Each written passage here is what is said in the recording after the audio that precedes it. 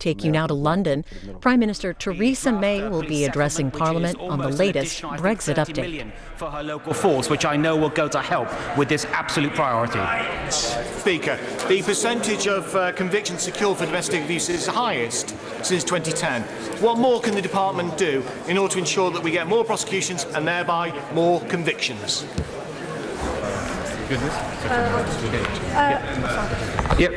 Mr. Speaker, I've listened carefully to what my honourable friend has said. I think that the resources and the settlement that has been announced, the additional almost £1 billion for police forces in England and Wales will certainly help, but there is also more that can be done in terms of making sure police have the powers that they need.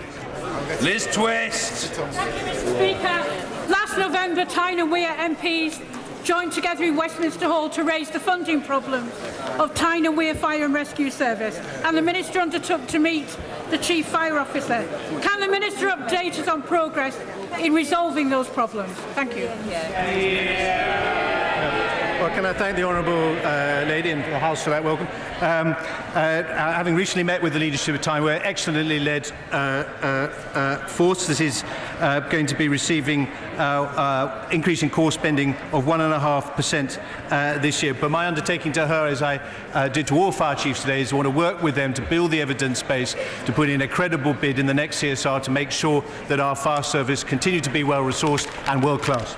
Anna Soubry. Mr. Speaker. Mr. Speaker, the domestic violence bill really is an outstanding piece of legislation, and I'm pleased to be getting a warm welcome from both sides of the House. I'm hearing anecdotal evidence, however, that the East Midlands Ambulance Service and indeed Nottinghamshire Police aren't properly using the existing laws. If that turns into hard evidence, would the Minister agree to meet so that we can see what progress we can make? I'm extremely grateful to my right honourable friend for raising this, and may I pay tribute, please, to my right honourable friend, the Prime Minister, for whom this bill and helping victims of domestic abuse is a personal priority. I would be delighted to meet my right honourable friend, not least because we share the same ambulance service, and I would like them to be doing right by victims of domestic abuse as well. Thank you, Mr. Speaker. The government has cut 21,000 police officers, which is the cause of violent crime doubling. Knife crime and antisocial behaviour has brought misery and terror into our communities. Isn't it time the Home Secretary got a grip on law and order and invested in our police service before he's fast becomes known as the Home Secretary for Crime and Disorder? Yeah, that's right. Well, the honourable lady will know there's action required on many fronts to fight the rise in serious violence, and that's why we have our serious violence strategy with over 60 different measures taking place. But she will know when it comes to resources, if that's what she really believes in, the best thing to do is to support the government's police settlement.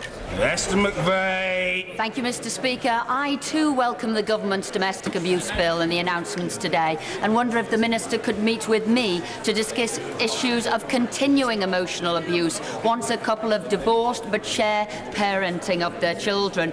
Constituents of mine in that situation have got some very practical suggestions to reduce that emotional bullying. Very much so. The bill is just part of our response to tackling domestic abuse. There's a range of non-legislative measures as well, and in making sure that we include emotional abuse in the definition of domestic abuse will help victims of this terrible crime. I'll be delighted to meet with her. Amy Stone. Mr. Speaker, in the remotest parts of the United Kingdom, EU health workers are filling vital roles that might otherwise remain unfilled. Will the government give me an assurance that these crucial people will be allowed to remain at no cost to themselves? Well, the honourable gentleman will know that in the second private beta testing phase of the EU Settled Status Scheme, we made a particular priority of those working within NHS trusts and the university sector. He is absolutely right to point out the vital role that EU citizens play within our health service, and he will of course heard the Home Secretary and I repeatedly say we want them to stay and are determined to make it as easy as possible for them to do so. Mr. Speaker, people in Corby and East Northamptonshire want to see more police out on the beat catching criminals and deterring crime. What difference does my right honourable friend believe the additional funding recently announced will have in achieving that objective? What we're proposing is the biggest increase in police funding since 2010. Almost every single force in the country is now actively recruiting and delivering what the public want to see, which is more officers on the street, more investigators bearing down on crime. Mr. Speaker, The national newspaper this morning reports of a female constituent who is detained and is due to be removed tomorrow, despite court papers being lodged at the Court of Session at the start of the month. Is this a hostile environment in action? And either way, will the Minister meet me urgently so we can secure the immediate release of this constituent? I'm of course very happy to meet the honourable gentleman to discuss this case. He will be conscious that it's inappropriate for me to discuss it on the floor of the House, but I'll meet him privately immediately after. Thank you, Mr. Speaker. In the coming months, fruit farmers in my constituency plan to welcome thousands of migrant workers from the European Union. Could my honourable friend assure me that in the event of a no-deal Brexit, these workers will still be able to come to make sure that we can pick and pack our fruit? Well, my honourable friend will be aware that in addition to the rights of EU citizens, which we have secured, we're also piloting a seasonal agricultural worker scheme for those in the soft fruit industry and the growing industries, which she has spoken to me about a number of times. But I'm absolutely happy to give the reassurance that that pilot is something that we wish to see successful, and will work with her growers to make sure that it is. James Frith. Speaker, Mrs Amodio and her husband came to live in Bury over 60 years ago. Mrs Amodio had to sign the Official Secrets Act when she worked at Bury Police Station. Now retired, she and her husband are told by this government to register, apply and pay for settlement status. She feels unwelcome and angry. Can the Minister confirm this policy, and what has she to say to them? Does she agree with me that we become lesser versions of ourselves as a country with such mean-spirited policy? Mr. Speaker, this government has made it absolutely clear that we welcome all EU citizens that have made their homes here, that have contributed so much to our nation, and we want to have a scheme in place that shows that welcome, and we will reflect on what's being said and see how we can continue to improve the scheme. Order. Statement. The Prime Minister. Thank you, Mr. Speaker. Mr. Speaker, I'm sure that the whole House will join me in condemning Saturday's car bomb attack in Londonderry and paying tribute to the bravery of the Northern Ireland Police and the local community who helped to ensure that everyone got to safety. This House stands together with the people of Northern Ireland in ensuring that we never go back to the violence and terror of the past. Mr. Speaker, turning to Brexit, following last week's vote, it is clear that the government's approach had to change, and it has. Having established the confidence of Parliament in this government, I've listened to colleagues across Parliament from different parties and with different views. Last week I met the leader of the Liberal Democrats, the Westminster leaders of the DUP, SNP, Plaid Cymru and the Green Party, and backbench members from both sides of this House. My right honourable friend, the Chancellor of the Duchy of Lancaster, also had a number of such meetings. The government has approached these meetings in a constructive spirit, without preconditions, and I'm pleased that everyone we met with took the same approach. I regret that the right honourable gentleman, the Leader of the Opposition, has not chosen to take part so far. I hope he will reflect on that decision. Given the importance of this issue, we should all be prepared to work together to find a way forward, and my ministerial colleagues and I will continue with further meetings this week. Let me set out the 6 key issues which have been at the centre of the talks to date. The first 2 relate to the process for moving forwards. First, there is widespread concern about the possibility of the UK leaving without a deal. And there are those on both sides of the House who want the government to rule this out. But we need to be honest with the British people about what that means. The right way to rule out no deal is for this House to approve a deal with the European Union. That is what this government is seeking to achieve. The only other guaranteed way to avoid a no-deal Brexit is to revoke Article 50, which would mean staying in the EU. There are others who think that what we need is more time, so they say we should extend Article 50 to give longer for Parliament to debate how we should leave and what a deal should look like. This is not ruling out no deal, but simply deferring the point of decision. And the EU are very unlikely simply to agree to extend Article 50 without a plan for how we are going to approve a deal. So when people say rule out no deal, the consequences of what they are actually saying are that if we in Parliament can't approve a deal, we should revoke Article 50. Mr. Speaker, I believe this would go against the referendum result. And I do not believe that is a course of action that we should take or which this House should support. Second, all the opposition parties that have engaged so far, and some backbenchers, have expressed their support for a second referendum. I've set out many times my deep concerns about returning to the British people for a second referendum. Our duty is to implement the decision of the first one. I fear a second referendum would set a difficult precedent that could have significant implications for how we handle referendums in this country, not least strengthening the hand of those campaigning to break up our United Kingdom. It would require an extension of Article 50. It would require an extension of Article 50. We would very likely have to return a new set of MEPs to the European Parliament in May. And I also believe that there has not yet been enough recognition of the way that a second referendum could damage social cohesion by undermining faith in our democracy. Mr. Speaker, we do not know what the Right Honourable Gentleman, the Leader of the Opposition, thinks about this because he has not engaged. But I know there are members who have already indicated that they wish to test the support of the House for this path. I do not believe there is a majority for a second referendum.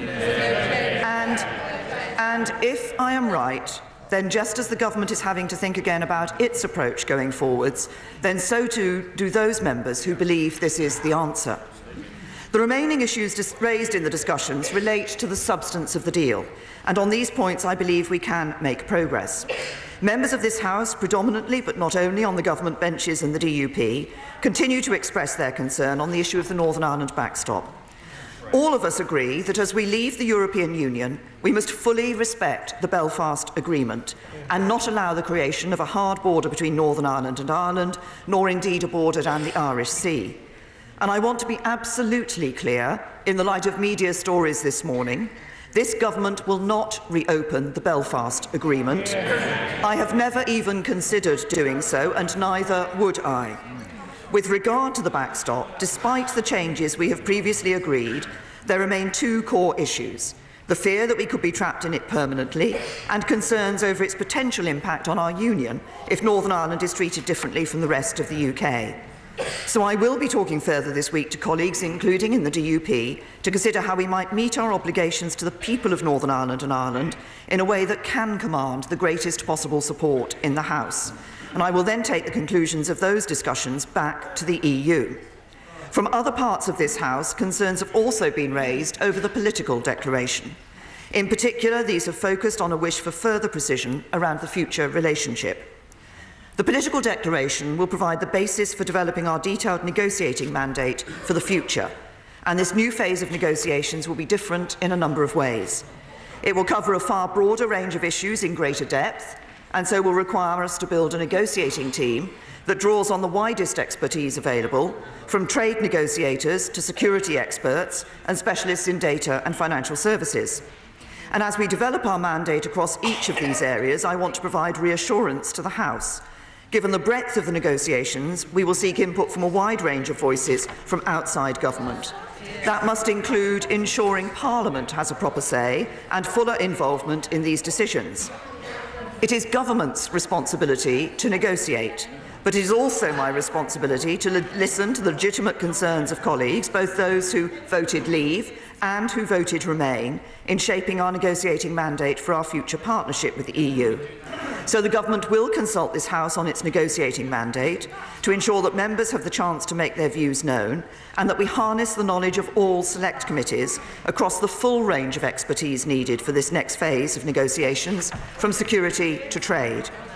This will also strengthen the government's hand in the negotiations, giving the EU confidence about our position and avoiding leaving the bulk of parliamentary debate to a point when we're under huge time pressure to ratify. Now, I know that to date Parliament has not felt it has enough visibility of the government's position as it has been developed and negotiated. It has sought documents through humble addresses, but that mechanism cannot take into account the fact that some information, when made public, could weaken the UK's negotiating hand. So as the negotiations progress, we will also look to deliver confidential committee sessions that can ensure Parliament has the most up-to-date information whilst not undermining the negotiations.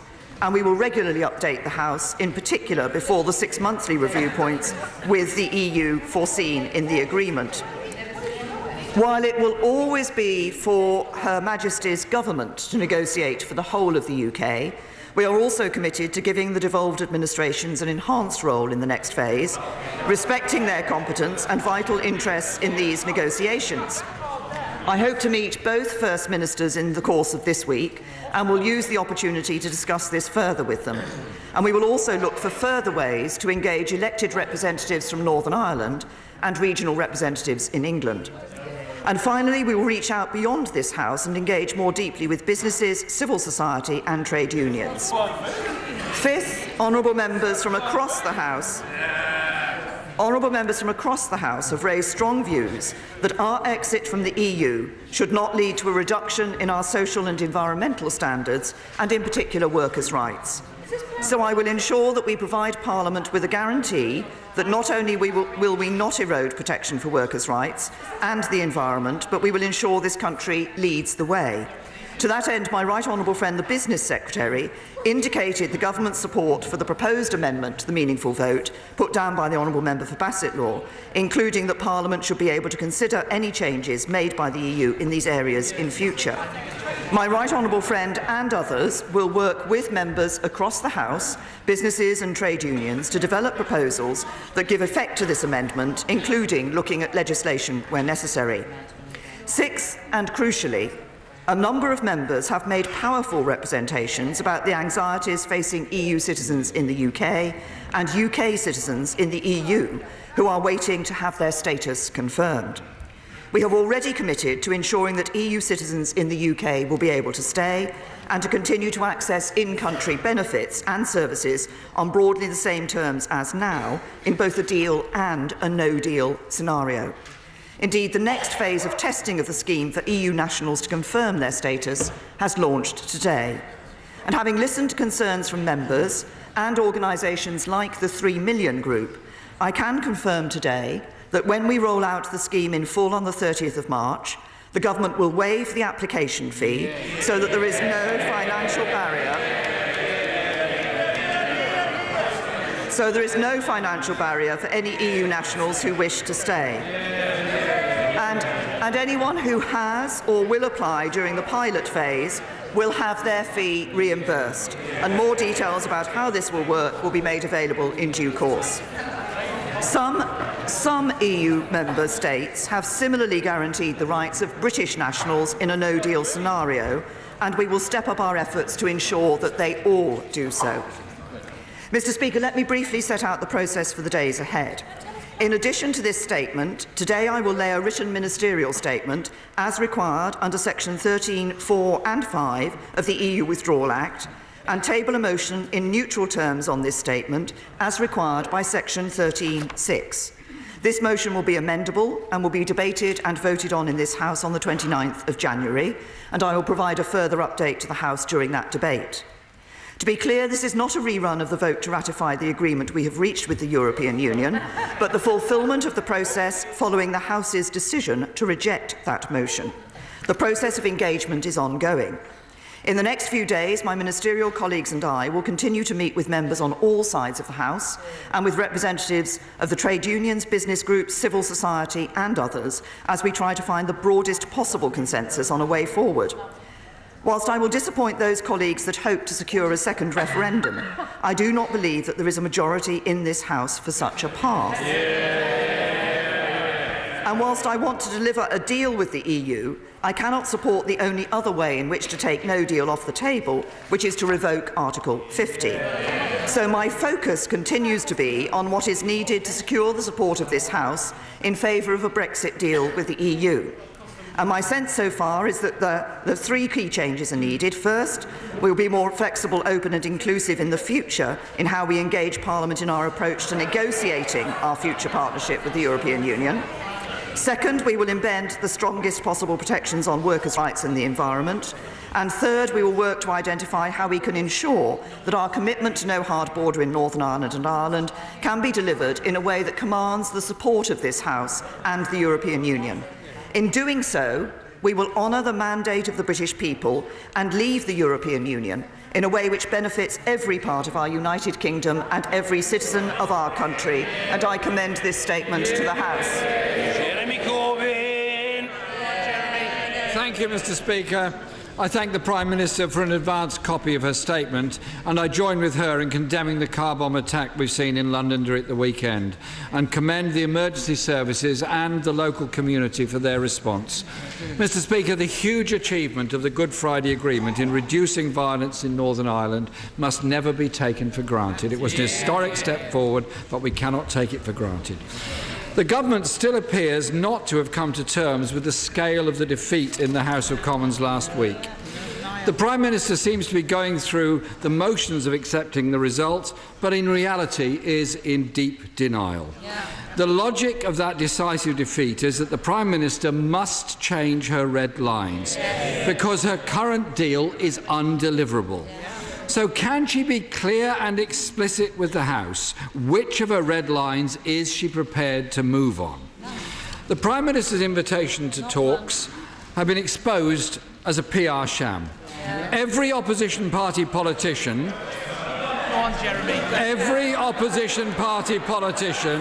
came out of those meetings with the same response. Contrary to what the Prime Minister has just said, there was no flexibility, there were no negotiations, nothing has changed. Order. The Prime Minister was heard, and when there was noise, I called for it to stop, and the same must apply to the Leader of the Opposition. No one in this chamber will shout the Right Honourable Gentleman down. Don't even bother trying, you're wasting your breath. Jeremy Corbyn. Thank you, Mr. Speaker. But I do welcome the commitment that the fee for EU citizens to apply for settled status will be waived. Mr. Speaker, the Prime Minister was fond of saying that this is the best possible deal on the table. It is the only possible deal on the table.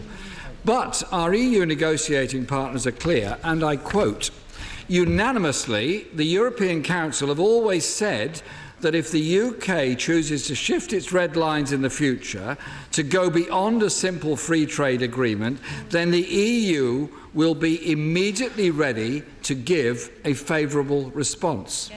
The House voted to hold the referendum. It also voted to trigger Article 50. There is a clear majority of this House to support a deal in principle and to respect the referendum result. But it requires the Prime Minister to face reality and accept her deal has been comprehensively defeated. Instead, we now understand the Prime Minister is going back to Europe to seek concessions on the backstop. Can I ask the Prime Minister this? What is the difference between legal assurances and concessions? What makes her think that what she tried to renegotiate in December will succeed in January? Mr. Speaker, this really does feel a bit like Groundhog Day. So, the first thing she must do is recognise the clear majority in this House against leaving without a deal and rule out no deal and stop the colossal waste of public money planning for an outcome. Questions too must be asked of the Chancellor. He reassured businesses that no deal would be ruled out by the Commons, yet he is sanctioning £4.2 billion to be spent on an option he believes will be ruled out. The Foreign Secretary said last week it was very unrealistic to believe the House of Commons would not find a way to block no deal.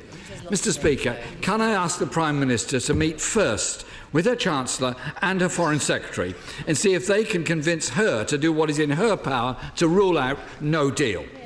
And if she will not do that now, will she confirm to the House that if an amendment passes that rules out no deal, she will implement that instruction? The Prime Minister agreed the backstop because of her pledge to the people of Northern Ireland to avoid a hard border. But no deal would mean a hard border in Ireland and break the Prime Minister's commitment. Is she seriously willing to accept a hard border? But today heralds the start of a democratic process where this House will debate amendments that will determine how we navigate Brexit. Of course, the government tried to block us ever getting to this stage. They wanted us to have no democratic scrutiny whatsoever. Labour set out, and I believe there may be a majority in the House, for such a proposal for a new comprehensive customs union with the EU that would include a say, a strong single market deal that delivers frictionless trade, and ensure no race to the bottom on workers' rights or indeed any other of the important regulations and protections we have. We will, as we've said consistently from the beginning, back amendments that seek to rule out the disaster of no deal. And, as we've said, we'll not rule out the option of a public vote. So, Mr. Speaker, no more phony talks. Parliament will debate and decide. And this time, Mr. Speaker, I hope and expect the government to listen to this House. Thank you, Mr. Speaker. Can I just say to the right honourable gentleman, he says no more phony talks. It would be nice just to have some talks with him on this issue.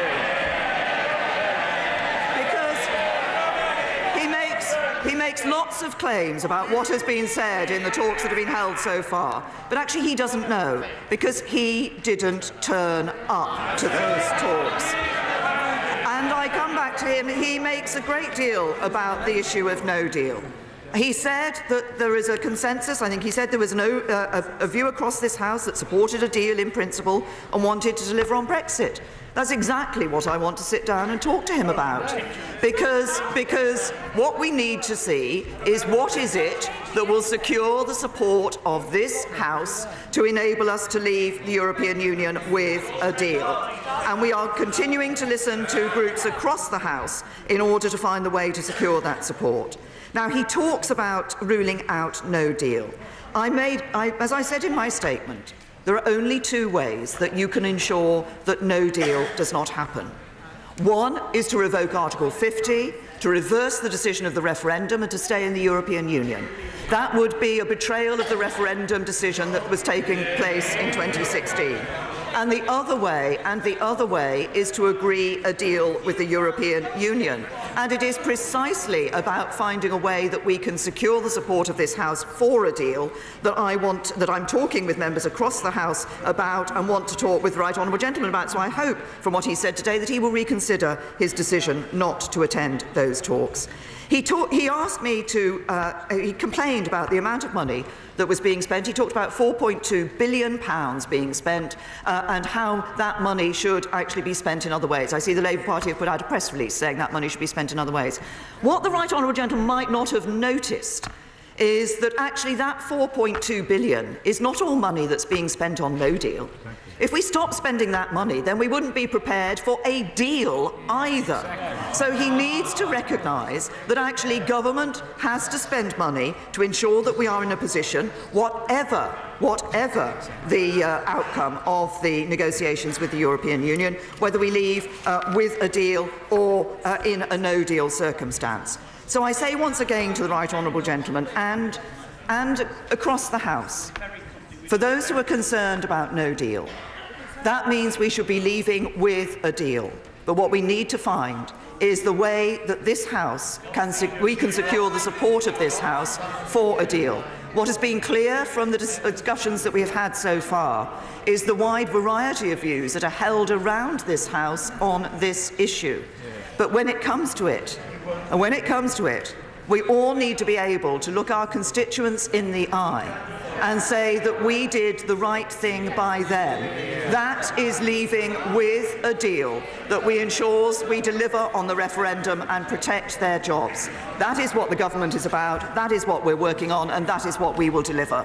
Mr. Kenneth Clark. Mr. Speaker, as a supporter of the withdrawal agreement last week, I welcome the Prime Minister's acceptance of the need for change in the light of the result. and also her reassurance that she will not compromise on a permanently open border in Northern Ireland, and that, therefore, any discussions she has with the hard right wing on the Irish backstop will not compromise the commitment to a permanently open border. But would she also consider reaching out to those Remainers here who are not yet convinced of her agreement by at least relaxing, if she can't do a U-turn, her normal rejection of a customs union, because I don't see those agreements with outside powers lining up to do trade agreements with us to compensate us for leaving Europe, and her resistance to regulatory alignment with Europe, which is not inconsistent with some tightening up, at least, of freedom of movement of labour. I do urge her to be flexible on every front, because there was a large majority against the proposal last week, and there are probably more numerous Remainers who voted against her than there are Brexiteers, and she needs to reach out to them. I'd say to my right honourable and learned friend, he talks about some degree of regulatory alignment. He might not have noticed that last summer the government put forward a proposal which included a degree of regulatory alignment with a parliamentary lock on that regulatory alignment, which raised concerns among a number of members of this House, and which members of this House said that some said that they would not consider to be the proper way forward. I actually think that what we need to have in the future is a good trade relationship with the European Union. What we have in the political declaration is a recognition that that issue of regulatory alignment with standards that are followed by the European Union is in balance with the question of checks at the border, and there is a spectrum of where that balance results. I've argued for frictionless trade. There are those in the European Union who have not accepted the concept of frictionless trade, but who do accept the concept of reducing that frictions at the border to as far as possible. And my right honourable and learned friend also said that he didn't see the trade deals that might come from around the rest of the world. I might say to him, I had today I had lunch with the Prime Minister of New Zealand, and one of the topics we were discussing was precisely a future trade deal between the United Kingdom and New Zealand. And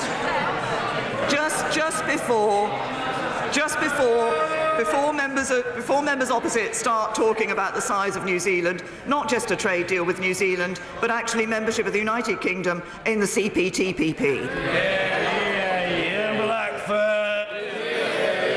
Thank you, Mr. Speaker. And can I thank the Prime Minister for advance copy of her statement. All of us share with the Prime Minister an abhorrence and disgust at the bombing that took place in Derry over the weekend, and we're delighted at the efforts of the emergency services that made sure there was no loss of life. But, Mr. Speaker, in the light of that, it was disturbing to see media reports this morning, at least of the potential of the opening up of the Good Friday Agreement. Now, I welcome the comments from the Prime Minister this afternoon, but can she confirm that she will neither seek to amend or add to the Good Friday Agreement in any way? Many of us remember the dark days that Northern Ireland went through. This weekend's attack was a frightening reminder of the fragility of the peace in Northern Ireland. Mr. Speaker, on the subject of talks, the SNP entered willingly into talks with the Prime Minister last week, and we remain ready to engage in those talks on the basis that we can discuss pausing Article 50, taking no deal off the table, and discussing a people's vote. But when the Prime Minister talks about no preconditions, in the letters which have gone back and forward between the two of us, the Prime Minister insists that the United Kingdom must leave the European Union on the 29th of March. Mr. Speaker, that is not consistent with a desire to discuss a people's vote. All preconditions must be taken off the table if we are to engage in meaningful dialogue. The SNP know that the Prime Minister's strategy is now to run down the clock, and I would have to say there is no sign that she is interested in meaningful talks or meaningful change. Prime Minister, take no deal off the table. You tell me that you have no desire for no deal. The Foreign Secretary has no desire for no deal. The Chancellor has no desire for a no deal. The Leader of the Opposition has no desire for no deal. The SNP has no desire for no deal. Neither do the Liberal Democrats, Plaid Cymru or the Greens. So let's stop this charade Because if we were to have a people's vote, we would have to extend Article 50. To say that today the only option is to revoke it is not true, although in our case we would welcome that in any case. Mr. Speaker, on the basis of the result last week of a defeat of 230 votes, the Prime Minister has not come here with fundamental change. This government is a farce. It's an embarrassment and the leadership is shambolic. The Prime Minister now must step up. We must extend Article 50 and end this impasse by bringing forward a second EU referendum. Do it for all sorts of reasons, but do it for the EU citizens living in the UK and now facing a registration scheme. Now, I am grateful and I congratulate the Prime Minister that the fees have been waived for EU nationals, a campaign that's been led by the Scottish National Party in our government in Edinburgh. It is shameful that those here, many have been here for decades, are being forced to register to stay in their own home. That is the fundamentals of it. Mr. Speaker, not in our name, where is the humanity of this? Mr. Speaker, in Scotland we have another choice. We did not vote for Brexit. We will not be dragged out of Europe by a Tory government we did not vote for. We might not be able to save the UK, but we can save Scotland. We have an escape route from the chaos of Brexit, an independent Scotland. Scottish independence will result in our country being a destination in Europe, a country at the heart of Europe, while the rest of the UK turns inwards and isolated from its European neighbours. Mr. Speaker, we want no part of it. Prime Minister. Can I say to the right honourable gentleman, he raised a number of issues there. He talked about the issue of the Belfast Agreement. As I said in my statement, this government will not reopen the Belfast Agreement. I've never considered doing that, and I would not do it. So we remain committed to the Belfast Agreement and to maintaining our commitments under the Belfast Agreement. He talked about the question of no deal. He talked about running down the clock. We're not running down the clock. I brought a deal that had been negotiated with the European Union to the House. The House has rejected that. The House has rejected that. But I say once again to the right honourable gentleman, as I did earlier to the Leader of the Opposition and to other members of this House, and it's very simple. You cannot wish away no deal. Either you stay in the European Union or you have a deal. Now, I believe that it is right for us to leave the European Union because that's what people voted for in the referendum in 2016. So if you don't want no deal, if somebody doesn't want no deal, they have to be willing to agree a deal.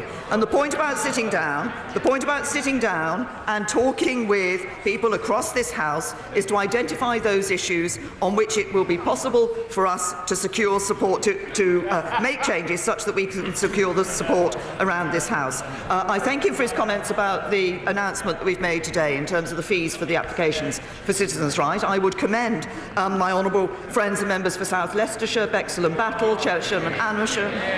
But also, this was an issue that was raised by other members across this House.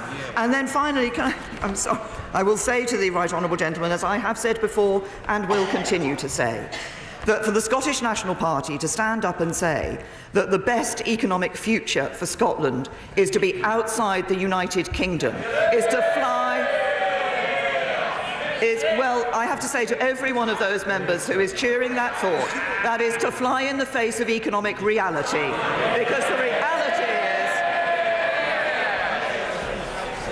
is... Justine Greening. Thank you, Mr. Speaker. I wonder whether the Prime Minister and indeed the Leader of the Opposition recognise that with just 2 months to go, the past week has shown that party politics and Westminster will not deliver a resolution on Brexit, because party politics is not the same as Brexit. Brexit is separate to party politics, and so that will not change, and this House will not find a route forward.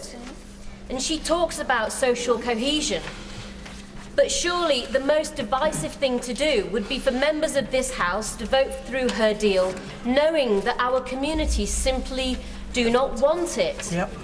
And isn't it time for all of us to be honest that Parliament's run out of road. Yep. We've been debating for 2.5 years. We could debate for another 2.5 years, and we still wouldn't reach a resolution on Brexit. The only people who can do that now, surely, are the British people. I say to my right honourable friend, and I recognise the passion with which she is campaigning on this particular issue, but she is assuming that it is not possible to reach an agreement which will secure the support of the House. The purpose of what we are doing at the moment, of talking with parties, of talking with backbenchers across this House, is to find those issues, I've indicated issues in my statement, on which we can move and on which we can then find that support across the House. I believe it is right for us to continue to work for a deal, to leave the European Union on the 29th of March, to do so with a deal that has secured the support of this House. Ed Miliband.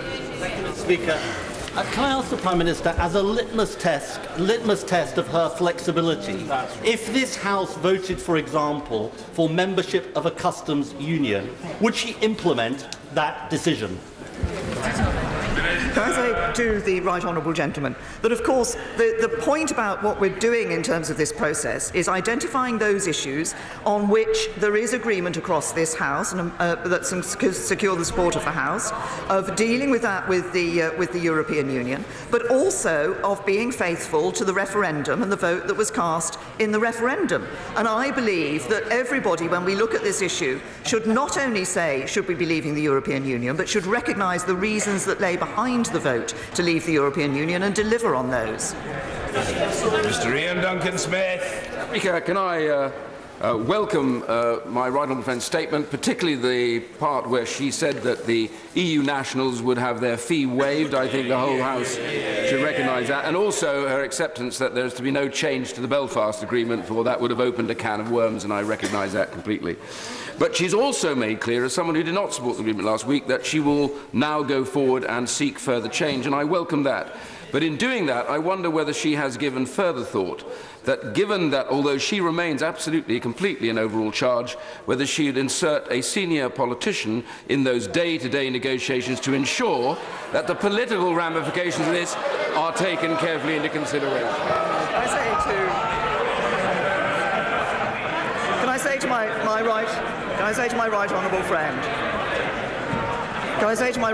friend, these negotiations at this stage are for politicians. Indeed, I will continue to have a role in that. The Secretary of State will have a role in that as well as we go forward. But what we need to ascertain first is where we can ensure that we can secure the support of this House for a deal, and then take that forward to the European Union. Vincent Cable. Could I also welcome the fee waiver and also welcome the Prime Minister's willingness to engage in serious conversations, including about the merits and the practicalities of a people's vote. But can I ask a specific question? At the end of last week, the Secretary of State for Defence put 3,500 troops on Brexit standby. Could she clarify what their rules of engagement would be in the event that they faced angry and violent demonstrators? And would they be armed? Can I say to the right honourable gentleman, it is of course right that the government is taking the necessary contingency arrangements for the situation. I think what he will find is what we're talking about is those troops perhaps being able to relieve others who are undertaking roles such as guarding of certain sites. That's what we're talking about. Sir William Cash. Mr. Speaker, on the vital issue of UK tax policy, will my right honourable friend also reconsider the provisions under which the United Kingdom will embrace EU state aid rules, with the European Commission actually supervising our Competition and Markets Authority, and which gives the Commission a veto over future tax incentives for investment developments such as free ports, airports, industrial and enterprise zones? Say to my honourable friend that if he looks back on the discussions that have taken place in the European Union, he will see that it has often been the United Kingdom that has been promoting fair competition across the United Kingdom, including in relation to state aid rules. The question of those state aid rules and the what will be included in any future trade agreement that we have with the European Union is, of course, a matter that will be looked at in detail in the next stage of negotiations. Yvette Cooper. The Prime Minister seems to be talking as if she lost by 30 votes, not 230 votes. She says now she wants to give Parliament a say on the political declaration and the future partnership, but to be honest, we've heard all of this before. If she's serious, why not give Parliament a say before we finish the Article 50 negotiations, not after? Why not put to Parliament some votes on her red lines, including a customs union? Otherwise, how can any of us believe a word she says? As I've set out, the correct process, which is provided for under the legislation, is that there will be a neutral motion next week, which will be amendable. There will be members across this House who wish to put down motions which may reflect different views across the House in relation to different matters. We will, of course, continue to work. And when the Right Honourable Gentleman, the Leader of the Opposition, said that we were denying any democratic involvement in the process of, well, he says from a sedentary position, yes, we were. Actually, no, there is still, even when we get the support of this House for a deal, there will still be the process of legislating to ensure that that deal is put in place and the role that this House will play in that legislation. Boris Johnson.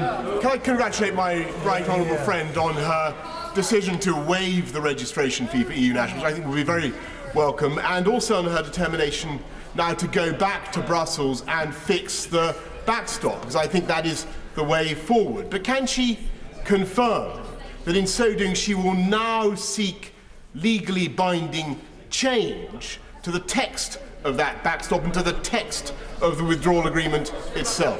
To my right honourable friend, what we are doing is exploring with members across this House the nature of any movement on the backstop that would secure the support of this House.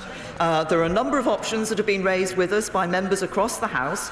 We need to look at those and continue to talk with colleagues, both those who have raised it from the backbenches on this side of the House and those who have raised this issue with from the benches opposite, particularly, obviously, our confidence and supply partners. There are a number of options. We will look to see what is going to secure the support of the House. Mr. Nigel Dodds. Thank you, Mr. Speaker. And can I join with the Prime Minister in her words about the despicable and reckless attack in Londonderry at the weekend, carried out by Republican terrorists, of course, who are responsible for the murders of prison officers David Black in 2012 and Adrian Ismay in March 2016. These people have nothing to offer anyone in Northern Ireland and are rejected right across the board.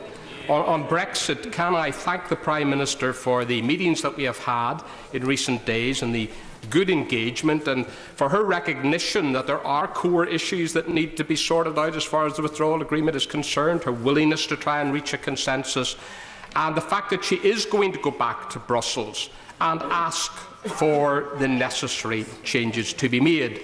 And can I take it from what the Prime Minister has said that she is really serious now in terms of getting a consensus that can get this through the House with the necessary legal changes to the withdrawal agreement?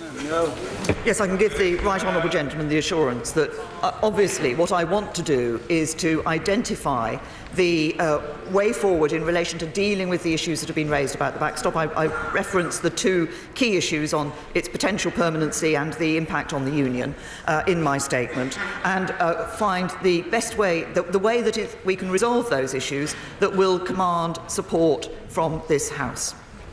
Alberto Costa. Thank you, Mr. Speaker. Can I take this opportunity to warmly thank the Prime Minister for having listened to the concerns that I and other members have raised on the issue of EU nationals?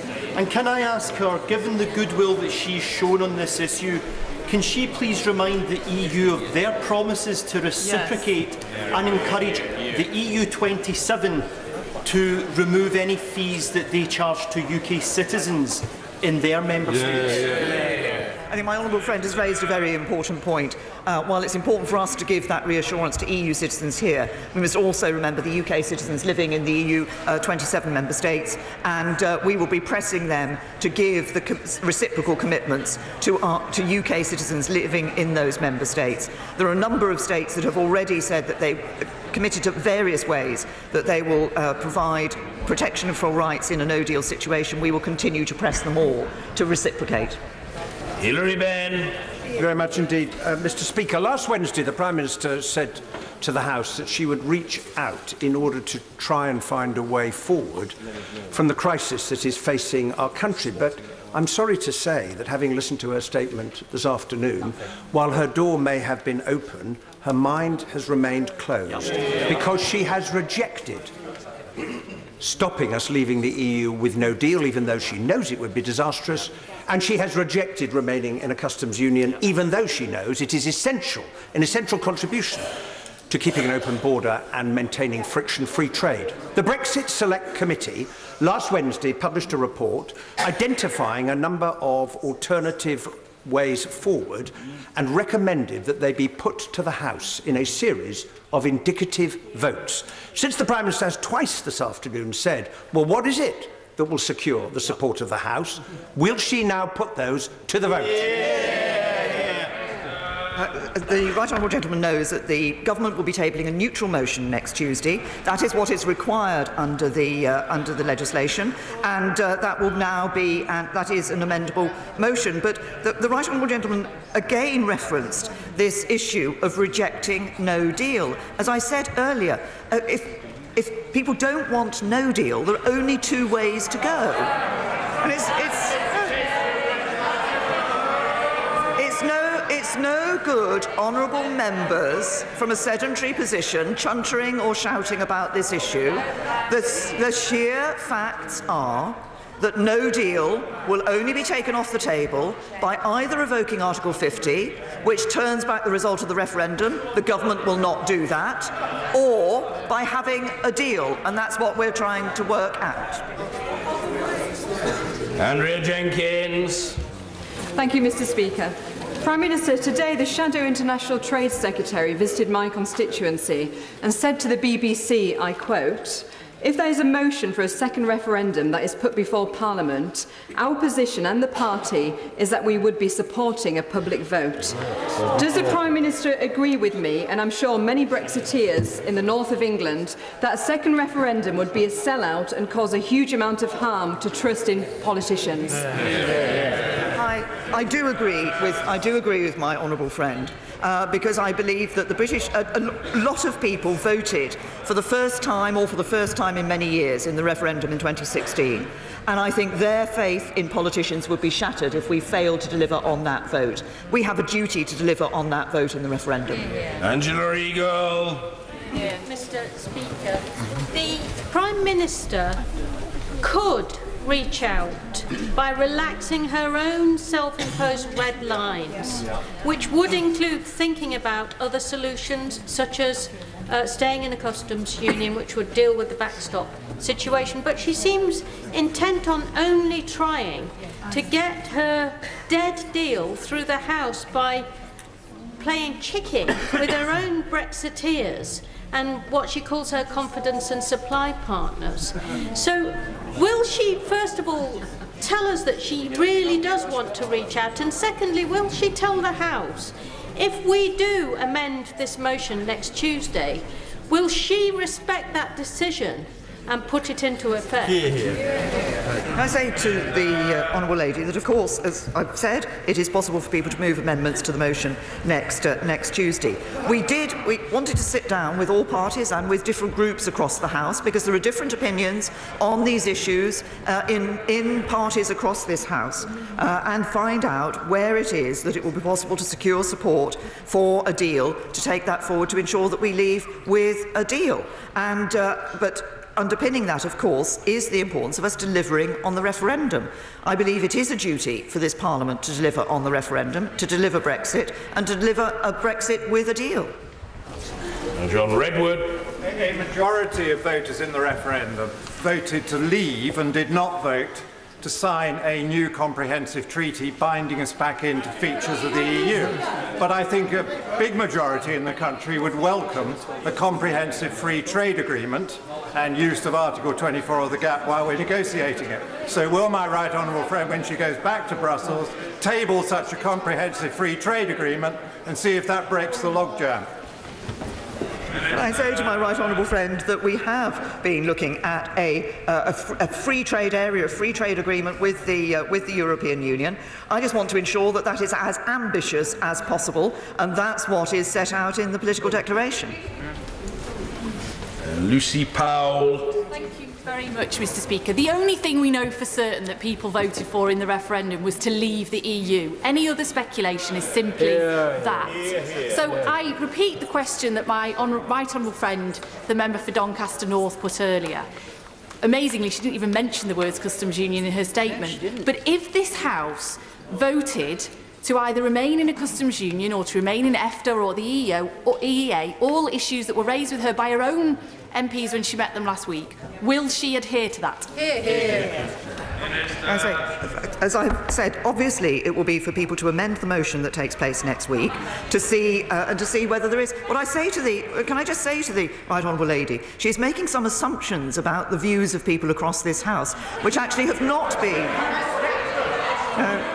Which have not been reflected by the discussions that we have had with members across this House. Sir Hugo Swire. Friend is absolutely right to reject ruling out a no deal. Can I also say, for those of us like myself who did not support the government's withdrawal agreement on the basis of the backstop, if she can return from Brussels with something which is legally enforceable on this one area, I believe that she will carry most of the House with her. Well said. Thank my right honourable friend for his comment. It has been clear in the conversations that we have had that in the specifics of the withdrawal agreement it is the backstop that is the issue, and that is why we'll be working hard to find a resolution of it. Liz Saville-Roberts. The Prime Minister knows that farming is integral to Welsh heritage. It is the beating heart of our rural economy. But she must also understand this. When she humours the idea of a no-deal Brexit, she freezes the heart's blood of our communities. When I meet with Welsh farmers this week, on what grounds can I possibly assure them that Westminster defends their interests when the Prime Minister would evidently prefer no deal to a people's vote? I say to the honourable lady that I've given my response to the issue of a people's vote second referendum previously. I was pleased to meet, after we had negotiated the deal with the European Union, I was pleased to meet with Welsh farmers, and they were supporting the deal. They believed that it would be a good deal for Welsh farmers. Sir Patrick McLaughlin. Bearing in mind that the Leader of the Opposition has a reputation for meeting with almost any organisation in the world, my constituents found it very distasteful that he was not prepared to give up his time to meet the Prime Minister. Will my right honourable friend assure the House that actually there have been a number of occasions when the House has given their instructions? The House has given the government an instruction about holding a referendum. The House has given an instruction about the date that we leave the European Union, and the Prime Minister is doing her utmost to carry out those commands. Can I thank my right honourable friend? I think there are a number of people who are surprised at the Leader of the Opposition's unwillingness to meet with me as the Prime Minister of the United Kingdom when he has met with other groups who do not have the national interest of this country at heart, and I am absolutely working to deliver, as my right honourable friend says, on the instructions of this Parliament that we leave the European Union on the 29th of March. Kate Hoey. Speaker, can I welcome the Prime Minister ruling out a second referendum and ruling out revoking Article 50 and leaving a WTO, whether managed or not, deal on the table. But could I just say to her, this is a Remain Parliament. The majority of people, MPs in this Parliament, voted to remain. Would she not think that one of the ways that we could show we are honouring what the people said would be to speed up the the numbers of statutory instruments that needs to be got through this Parliament, the numbers of legislation that needs to be get through, so that we can actually get out on March the 29th.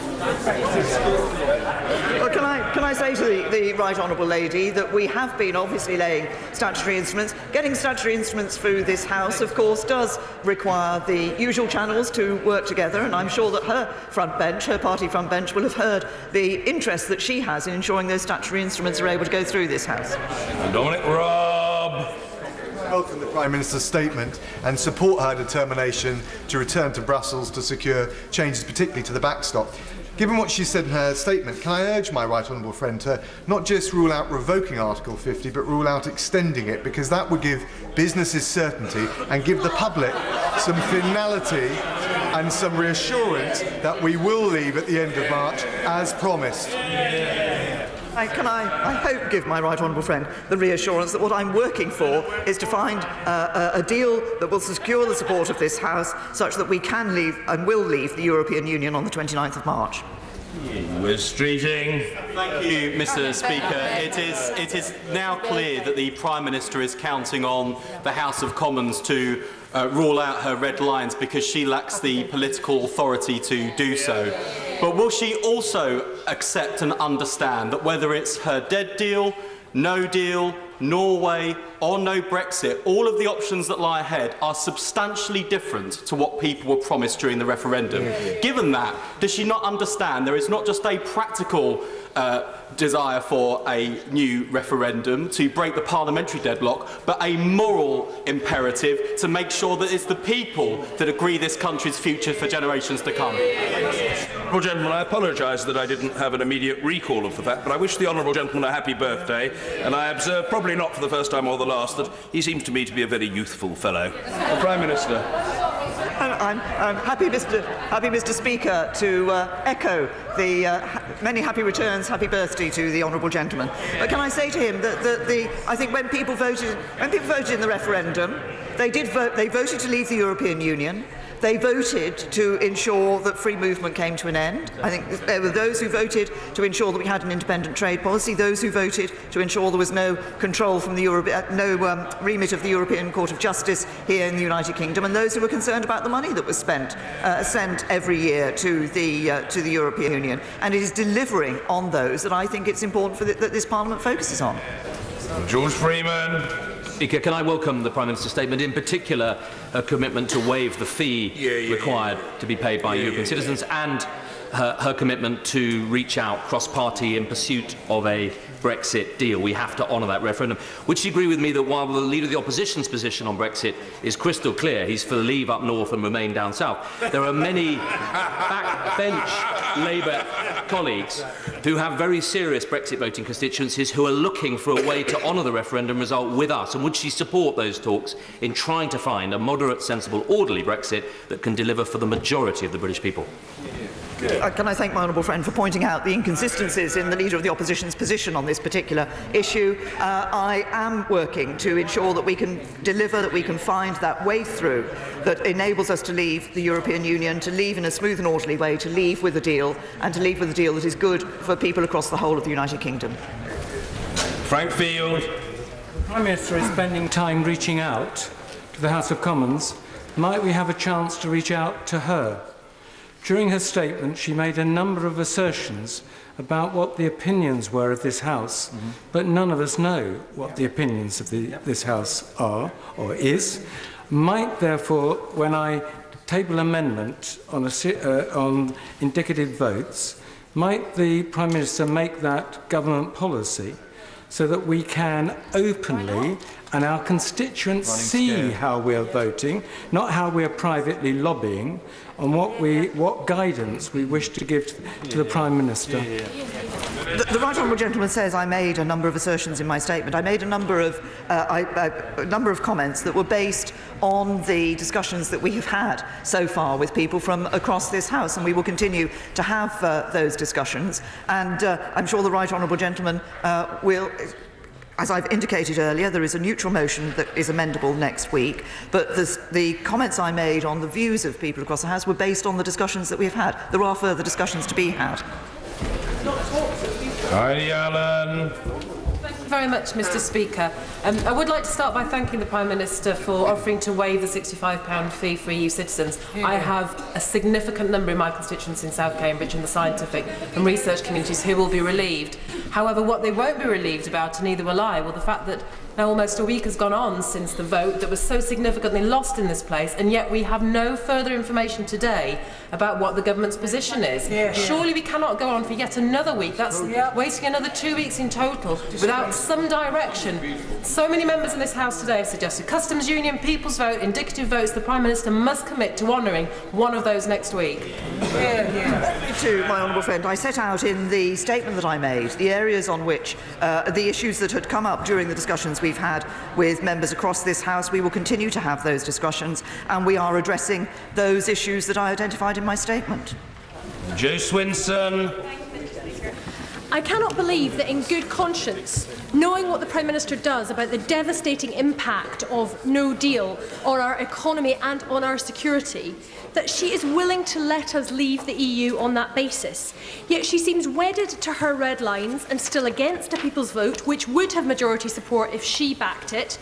With 67 days to go, the country deserves better than a massive game of chicken in the Tory party. When will the Prime Minister recognise she needs to move? To the Right Honourable Lady, that she talks about the issue of no deal. It is not good enough simply to say that somebody doesn't want no deal. You could only deliver not having no deal, as I've said, in two ways. Now, there may be members of the Liberal Democrat Party who have a different view from me on whether or not we should stay in the European Union. I believe we should honour the result of the referendum in 2016. But the only other way to ensure that we don't leave with no deal is to leave with a deal. It's pretty simple. Priti Patel. I welcome the Prime Minister's recognition of the difficulties that have been raised around the backstop. So when the Prime Minister goes to Brussels, is she prepared to reopen the text of the withdrawal agreement in order to actually address many of the concerns that she has heard from many members and right honourable members of the House with regards to the backstop? My right honourable friend, what we are doing is talking to members across this House to identify the various ways in which it would be possible to address this issue of the backstop. A number of options have been raised with us, and we are looking at all those options that have been raised. Chris Leslie.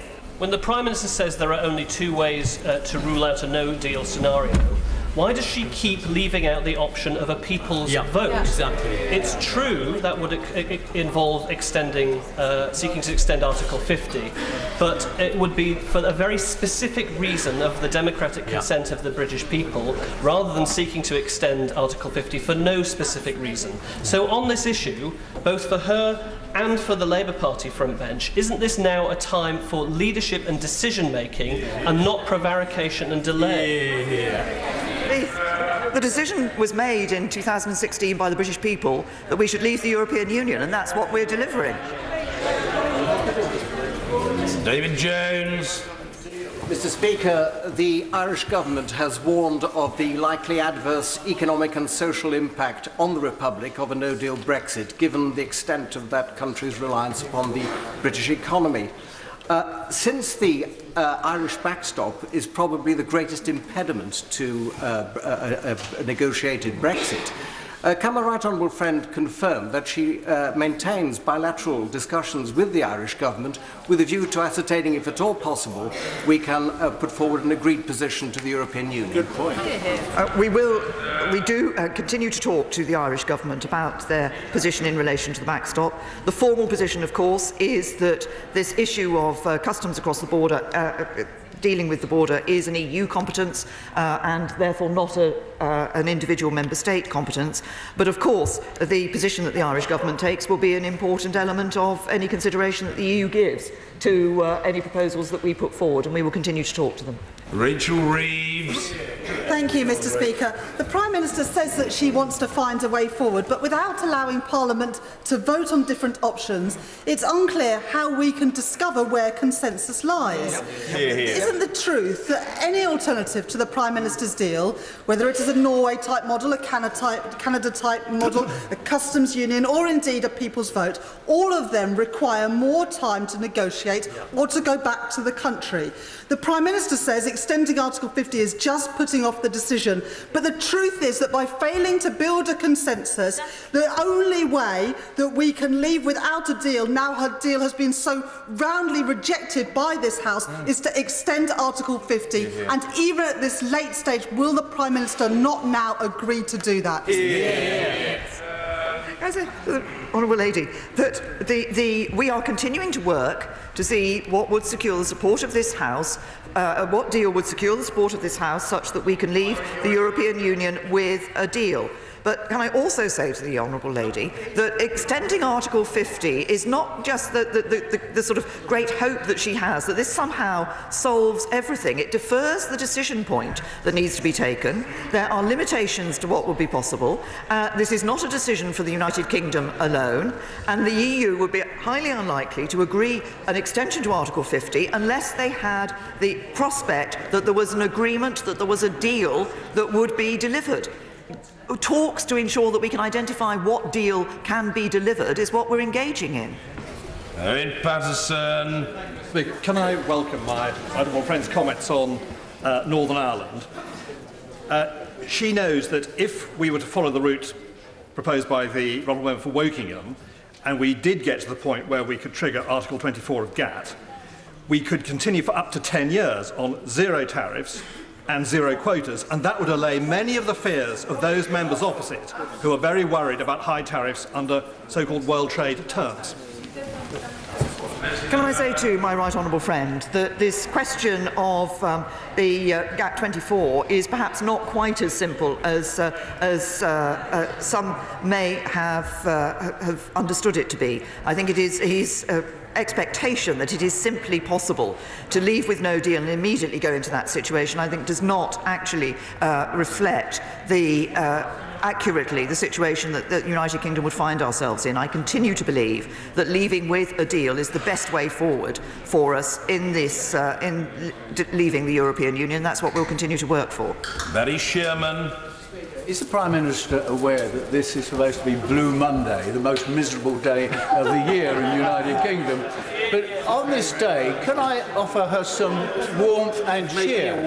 Because last week's resounding vote, she showed her resilience and she has been listening to people and talking to people. Can I just urge her to carry that process on? It doesn't, in this Westminster village, happen overnight. Will she persist? Because otherwise I think she will have misread the feeling of this House. We will be demanding a vote on customs union, we will be demanding a vote on lengthening the process, and we will be demanding a vote on the people's choice and people's vote. If she listens more, I think we can come to a conclusion in this House that's going to be good for all of the country and not a miserable one. Can I give the right honourable gentleman the assurance that we do want to continue those discussions, continue those conversations, continue listening in order to find what I think he, at the end of his question, he was indicating, which is a way forward that can be supported by this House and that will be good for everybody across the country. Anna Seabury. Thank you very much, Mr. Speaker. Mr. Speaker, I'm sorry, but this just isn't good enough. This whole process is now turning our country into a laughingstock. The people of this country are worried, and businesses have none of the certainty that they absolutely need in order to flourish. The Prime Minister, when she faced the possibility in December of losing the vote, delayed the vote and said she was going to go over to the EU and sort out the backstop. So we waited and nothing happened, nothing changed. Last week it was a historic defeat. Prime Minister, Mr. Speaker, this House has spoken. It has rejected overwhelmingly the Prime Minister's deal. And here we are with another week of can kicking. And the truth is, Prime Minister, Mr. Speaker, the truth is, isn't it, nothing's changed. Say to my right honourable friend, I mean, first of all, we did received some further assurances from the European Union following the delay of the vote in December. Those assurances proved not to be sufficient for this House. This House rejected the deal, including those assurances. What we are now doing is working with people across this House to find the way forward that will secure a deal so that we can leave the European Union, do it in a smooth and orderly way, and leave with a deal which is in the interests of people across this country. Sammy Wilson. Can I welcome the fact that the Prime Minister has rejected the demands from the Leader of the Labour Party to raise the white flag in these negotiations by moving the date of the 29th of March for his leaving the EU? Is she disappointed that even before she has put forward any plan B, that the Irish Government and the Irish Vice President of the European Parliament have rejected any suggestion that the backstop will be changed? And does she therefore accept that in the face of such intransigence, the ability to leave on the 29th of March, as the people of the United Kingdom have asked for, is adhered to? I believe it is important that we do deliver on the vote that took place in the referendum in 2016. We will continue to talk to the Irish Government because I believe that the best way forward for all of us is to be able to leave with a deal. We recognise the commitments that we've made to the people of Northern Ireland for no hard border, and I would hope that we will be able to find a way through that can secure the support of this House and the European Union such that we're able to leave with a good deal. Sir Bernard Jenkins. Can I thank the Prime Minister, my right honourable friend, for her statement and for her willingness to engage with those who are willing to engage with her. Can I congratulate her on the vote last week that she won, namely the vote of confidence, on the basis that she would not engage in preparations for a second referendum, on the basis that either we negotiate a successful deal which the House of Commons votes for, or we leave on WTO terms? And will she take the advice of JP Morgan, who stood side by side in the referendum for Remain, but are now warning that the extension of Article 50 would, and I quote, be the worst of all possible worlds, death by 1,000 cuts for the British economy? Will she make sure that we avoid that extension? I say to my right honourable friend, I had not seen that comment from JP Morgan, but as I've been clear that I believe it's important that we deliver on the vote of the referendum, leaving the European Union, and that is on the 29th of March. Luciana Berger. Thank you, Mr. Speaker. The Prime Minister told us before that a public vote could, and I quote, damage social cohesion by undermining faith in our democracy. Can I tell her it's because of the way she and her government have thus far handled this process over the last 2 years that the public already believe that our politics is broken? Will the Prime Minister today acknowledge that there can be nothing more democratic than the vote that gives the entire country a final say on her deal?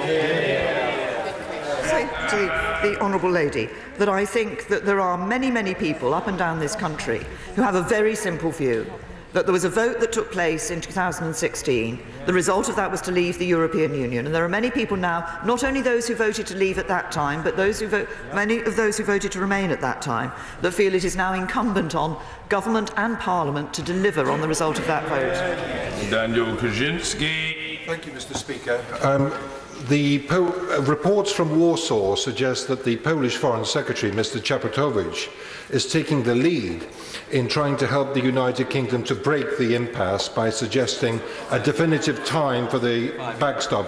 Could the Prime Minister share with us some of the helpful things the Polish government is doing to help us and encourage others to follow suit?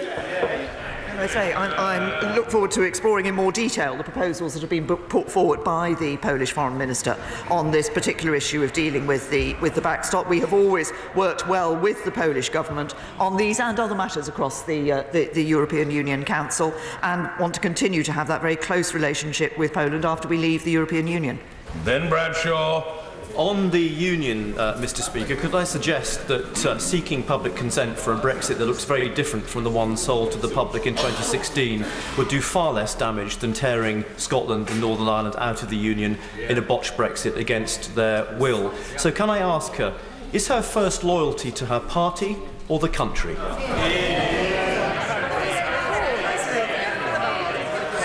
I say to the right honourable gentleman that every decision I've been taking because I believe it is right in the national interest. I genuinely believe that we should be, as a government and as a parliament, delivering on the result of the referendum in 2016. I think that is our duty. It's very simple. Vicky Ford. Thank you, Mr. Speaker. 12 days ago, the Member of Parliament for North Down warned of, in her view, that if there was a no-deal Brexit, this could be used by people wanting to agitate towards a border poll and trying to force Northern Irish people to vote to leave the UK. Does the Prime Minister agree that this is a risk, and could she confirm that no deal is not her top priority, indeed is not the priority of the government? The position of the government is very clear. We want to leave the European Union with a deal. We want to leave with a good deal. The deal that we had negotiated has been rejected. That's why we are now asking the question across the House and talking to people and listening to people about what it is that would secure the support of this House for a deal that will enable us to leave with a good deal on the 29th of March. The Prime Minister ruled out a second referendum on the grounds that such an action would undermine social cohesion in this country. Doesn't she accept that that displays an incredibly jaundiced view about the character of the British people? No,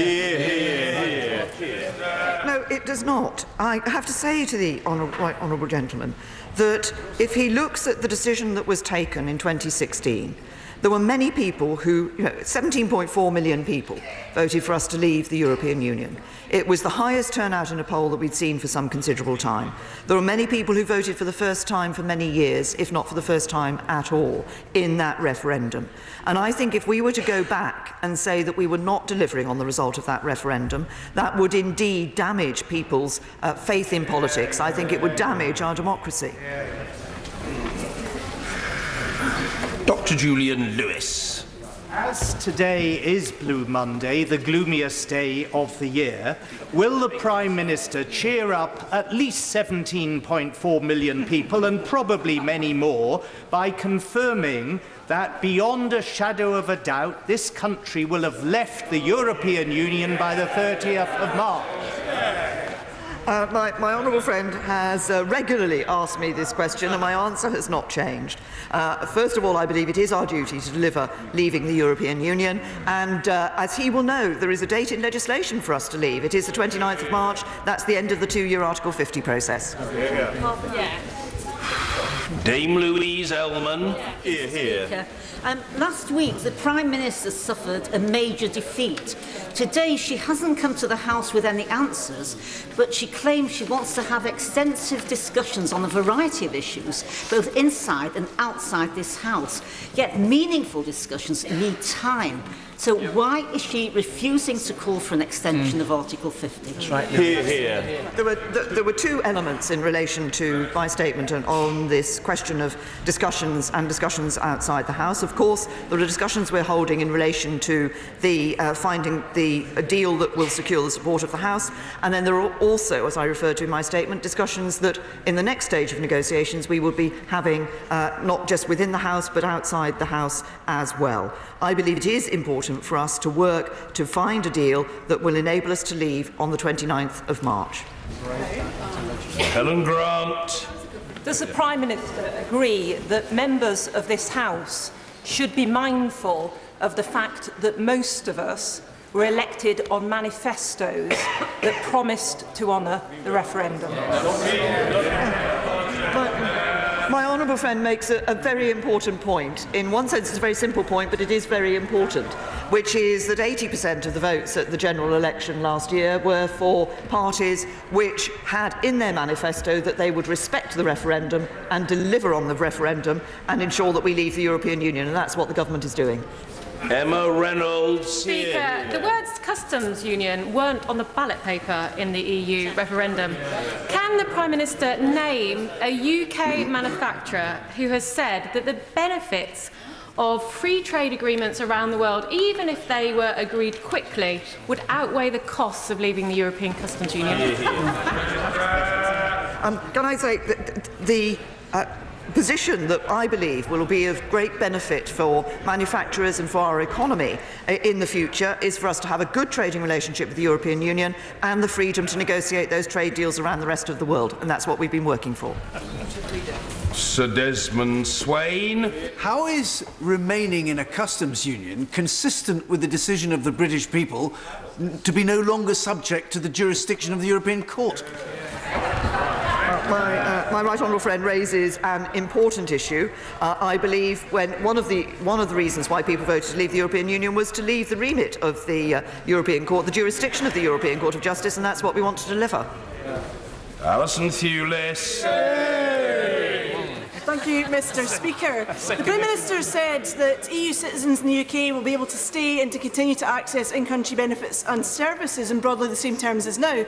But is she aware that my constituents and many constituents of my honourable colleagues have actually been finding it difficult to access universal credit on the basis that they have not been staying here long enough? Will the Prime Minister look into this? Because it seems that EU citizens are already being denied their rights. It's a new hostile environment for EU nationals.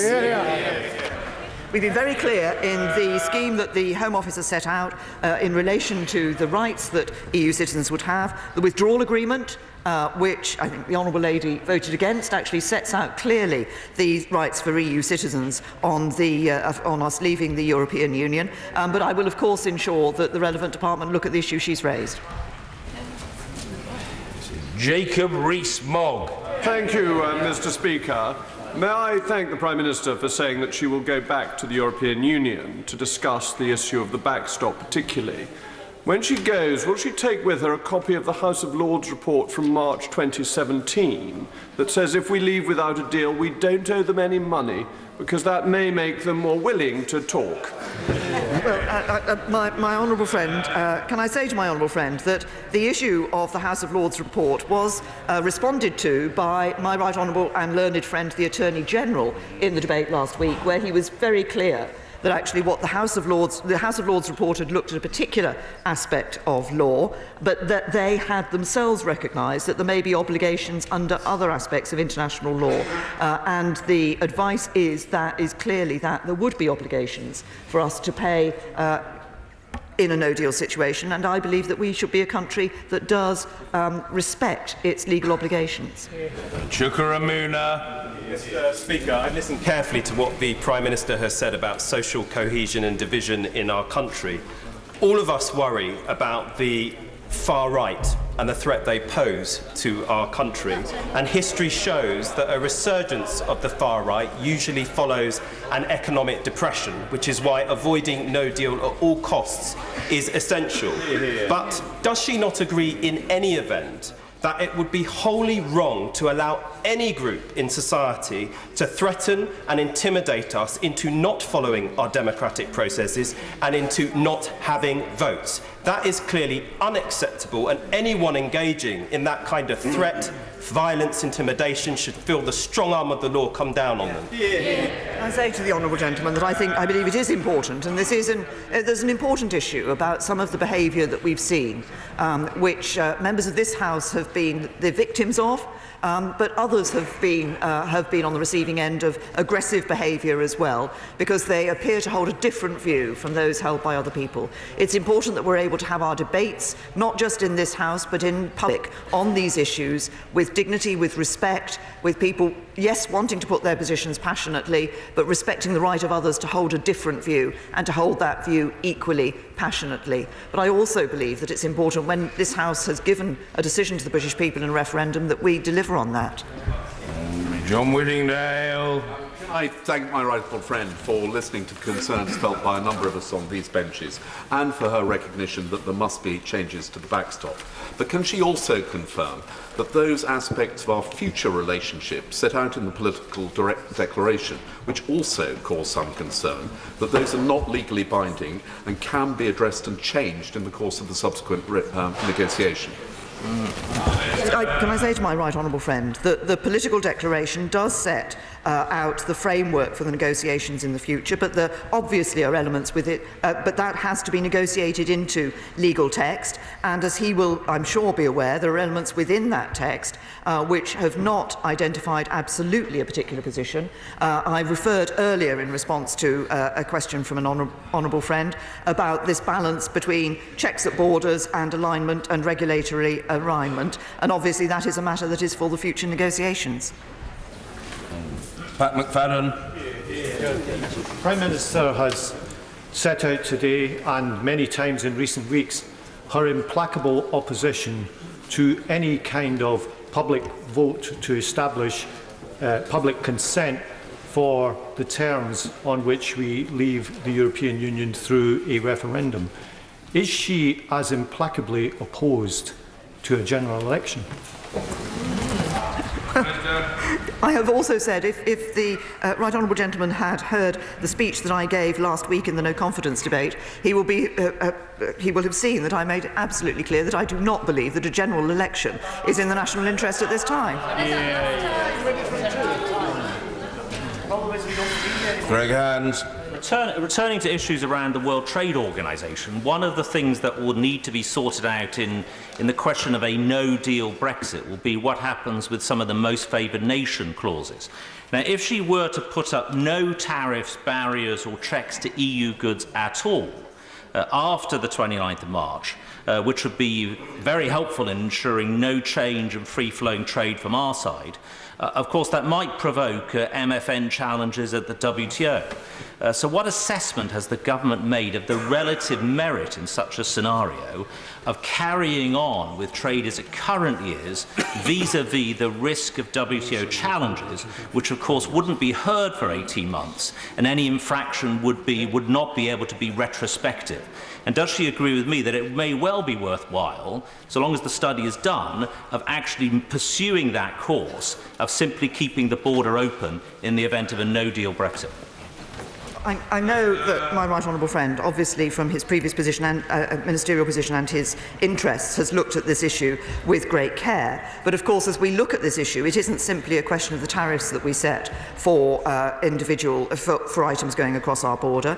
There are the questions of the WTO requirements in relation to customs declarations at the border, and there are other issues which are referred to within the political declaration, such as issues relating to data, which are also relevant in this matter.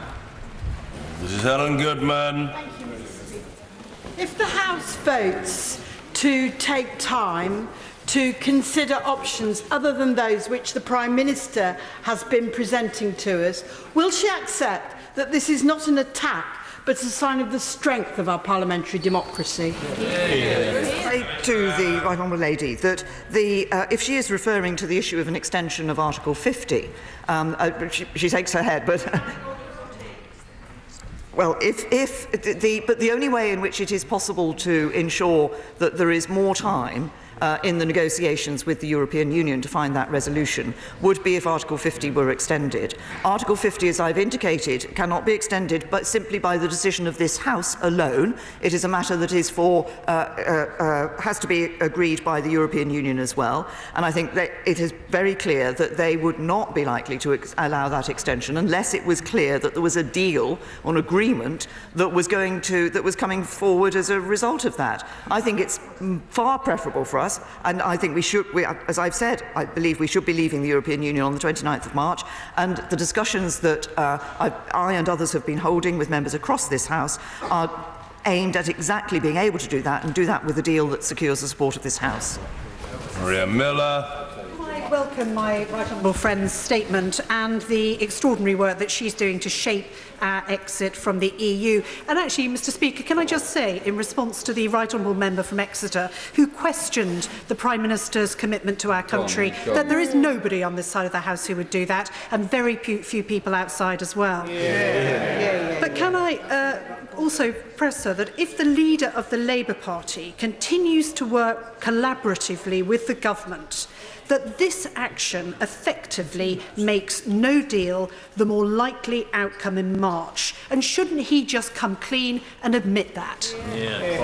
Say to my right honourable friend, she's absolutely right. As I said, that the only way in which it is possible, other than staying in the EU, which we will not do, the only way in which it is possible to ensure that there is no deal is off the table is to agree a deal. The offer that I gave, and it remains open to the Leader of the Opposition to entertain, engage in talks with us, was precisely talks about ensuring we can have a deal so that we do not leave with no deal. David Linden. Mr. Speaker, forgive for watching these proceedings and thinking that the Northern Irish backstop is the only issue that prohibits people from supporting the agreement. But last week when I visited Glasgow Kelvin College, which is a campus in Easterhouse, they expressed major concern about the Erasmus scheme and a lack of clarity for them. So, not referring to universities, what reassurance can she give to colleges in this country about the future after Brexit? Say to the honourable gentleman that if he looks at the political declaration, we have obviously referenced those aspects of being able to work with collaboratively across with the European Union, with colleges and universities across the European Union through issues like Horizon, and also looking at the possibility of extension of Erasmus. Those are referenced in the political declaration, but they cannot be part of a legally agreed text until after we've left the European Union. Richard Graham. Firstly, I warmly welcome the announcement by the Prime Minister that reassures over 3 million European nationals in the United Kingdom about having their fees for registration rights waived. And although the European Commission's line on not being able to determine Member States' views on this is well known, the European Parliament's Brexit coordinator has stressed that reciprocity for British citizens in the European Union is essential. So would my right honourable friend ensure the government holds them to that pledge? And secondly, I don't understand what all the discussion about customs union today is about, because the customs union and the relationship on the trade and investment side comes at the second stage. What we're trying to get over the line is the withdrawal. My honourable friend is absolutely right. First of all, the European Parliament were very clear that citizens' rights was their key concern in this withdrawal agreement. And we have discussed those with them, and I will continue to press both them to press Member States, but also press Member States individually to reciprocate on this issue of citizens' rights. But my honourable friend is absolutely right. There are two parts to the deal that was negotiated: the withdrawal agreement, which is the legal text about how we withdraw from the European Union, and the political declaration of our future relationship. And setting that into legal text is indeed a matter for the next stage of negotiations. Mr. Peter Carr. Hi everyone, my name's Mike. I'm the creator of Mox News, and for the last 15 years I have been telling you that as long as I have the support of the community that I serve, Mox News will post videos forever. And that's the truth. As long as I have your support, no one could ever make me stop. Unfortunately, currently, less than 1/1% of Mox News viewers ever donate, tip, or contribute anything back. Again, let me make that really clear. Much less than 1/1% ever give anything back. And to those of you who have donated to Mox News, I want to thank you so much, because it's because of your generosity that we have been able to bring attention to important videos that millions and millions of eyes would have never seen. And I think that that's an amazing thing that we've been able to make happen together. And I can't thank you enough for helping me make that happen. So it's not too late. If you'd like to see Mox News covering the 2020 presidential election, if you can't imagine the 2020 presidential election without Mox News, please, there's still time. You can make a difference. It's easy to make a contribution, donation, or tip.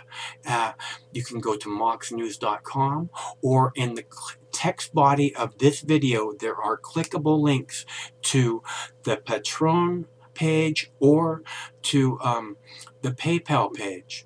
And Again, it should take less than 2 minutes to make a donation, and your donation can make a big difference. So I thank you all. Stay cool. One of these days this war is going to end, and it would be awesome if Mox News could be there to celebrate that day with you.